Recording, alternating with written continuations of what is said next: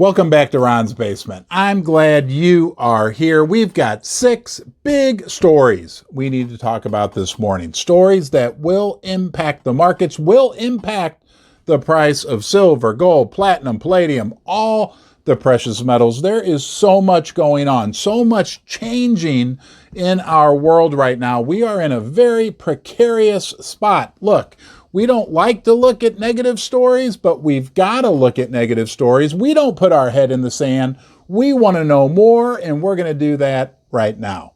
Story number 1, the Bank of England reinstated their quantitative easing policy. I don't know what else you want to call it. They've stepped in to start buying more of their long-term bonds. Their bond market is melting down in England. To my friends in the UK, I'm sorry you're having these troubles, but this is just a sign of what's to come. Eventually, the United States Federal Reserve will likely have to do the same thing.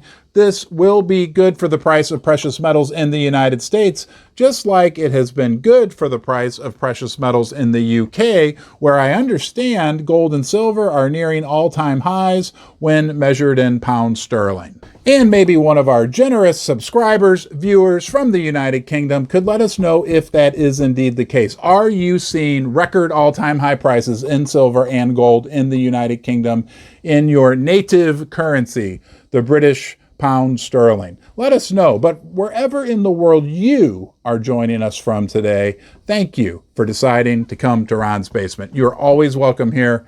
Your mommy loves you. I love you. We'll walk through this together. It is tough waters to navigate in the investing world right now, in the precious metals world. We'll get through it. If you enjoy my content, please subscribe to the channel, give the video a thumbs up, turn on the bell notifications, leave a comment.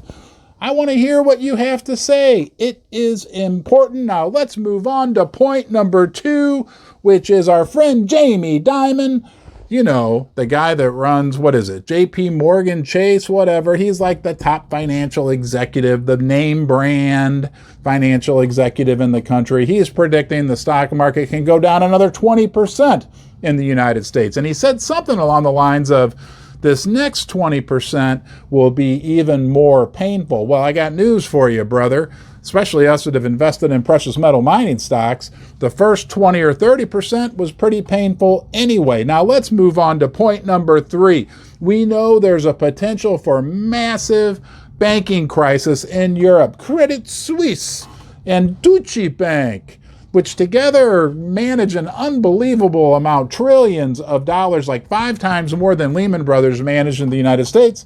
This morning, our friends at Goldman Sachs. Yes, Goldman Sachs. They're in New York City. They're not in their basement in St. Louis, but nonetheless, we'll listen to what they had to say. Goldman Sachs said there was like an $8 billion shortfall on the balance sheet of Credit Suisse. It sent their stock plummeting. This banking situation in Europe is precarious. The amount of leverage they have over there, and now that we have rates going up, it could get ugly real quick. It's something that we need to keep our eyes on. And point number 4, it's a big one, guys. There's a report out this morning that people in Europe are starting to use horse poop to heat their houses. I mean, what has it gotten to? I guess it doesn't really, I don't know. I don't know really anything about horse poop. Maybe you do. You could share it with us in the comment section below.